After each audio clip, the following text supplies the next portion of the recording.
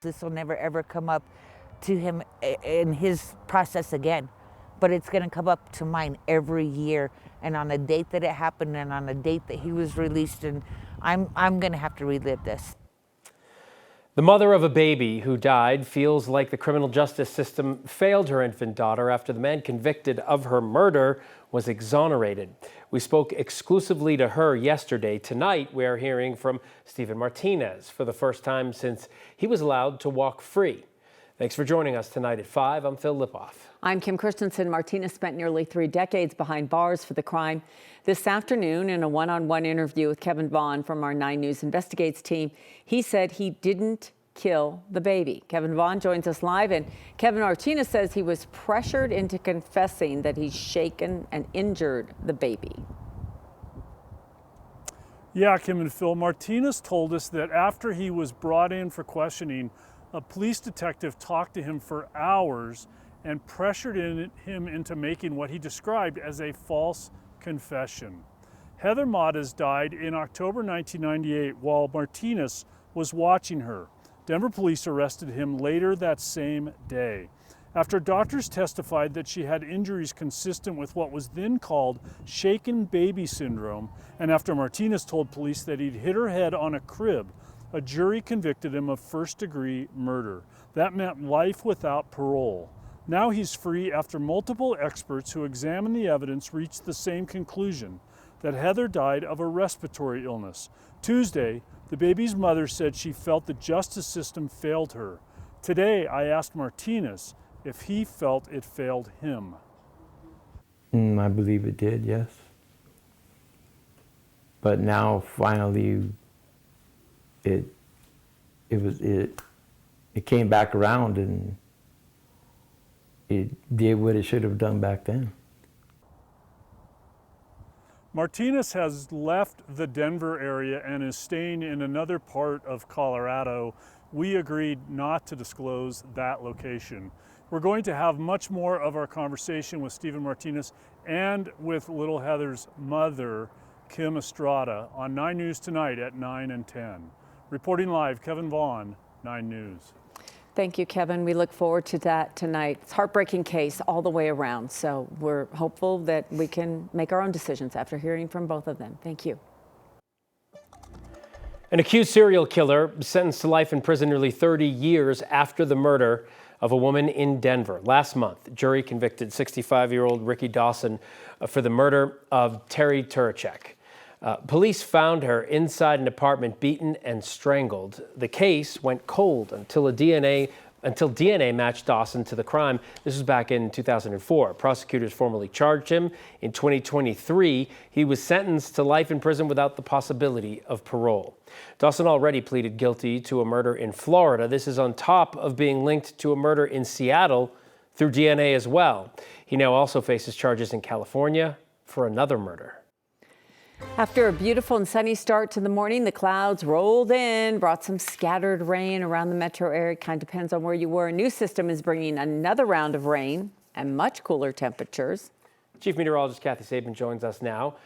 Kathy, you see the snow behind you. Did get some snow in the mountains, some rain here on the Front Range. Yes, and more is coming. This system that we're tracking coming in tonight into tomorrow, it's stronger and it's colder and will bring more heavy snow. The mountains have already reported 2 to 10 inches with another 12 to 20 on the way. We're going to cover those winter weather advisories in just a minute. I was hoping maybe Denver might see some snow, but those of you in the western and southern suburbs could see a little slush on the grass tomorrow or early Friday.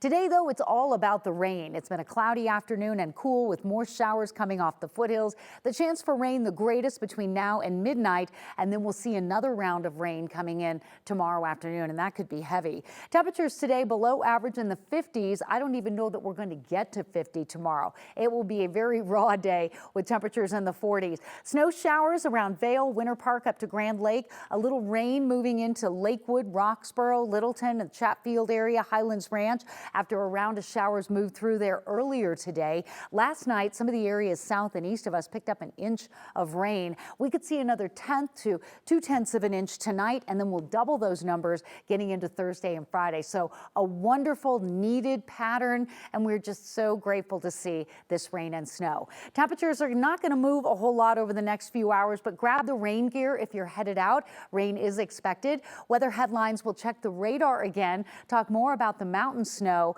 and then if Denver could see snow. We're going to talk about that as well as we say hello to May.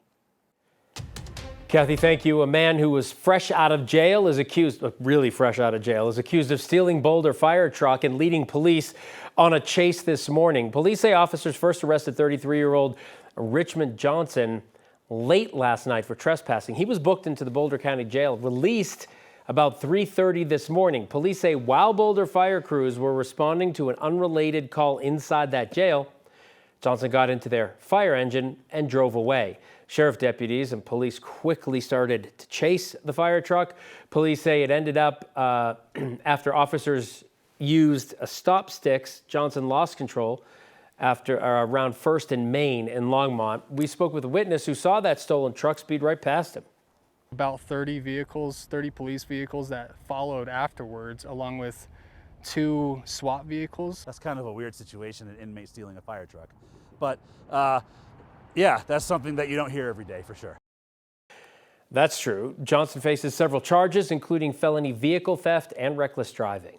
The Colorado Springs Police Department is testing out artificial intelligence, using it to answer non-emergency calls. On top of today, the police department plans to run several more tests before eventually rolling out the service entirely. Their plan is to use AI to free up the heavy workload of 911 operators who have to answer the phones for real in-progress emergencies, as well as less pressing matters, like when people call the police for directions or the weather forecast. The department says it has not considered it for emergency 911 calls, and that would likely never happen due to the human nature and critical thinking needed when answering those calls. RTD directors and several state boards have now approved the initial funding for the Front Range passenger rail project. The 25-year deal is with the Burlington Northern Santa Fe Railway. BNSF will get $333 million in exchange for the use of existing freight tracks.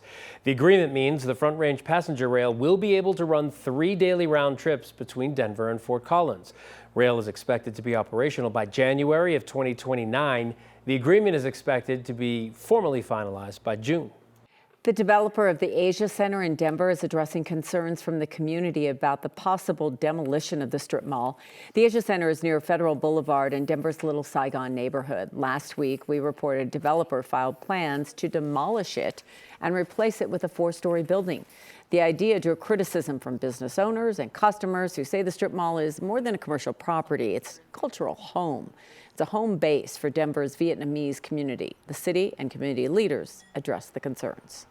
There are no finalized plans, no set design, and no determined outcome. What has been circulated publicly came from an exploratory early filing to understand technical requirements. It was not meant to communicate the full scope or intent of the work.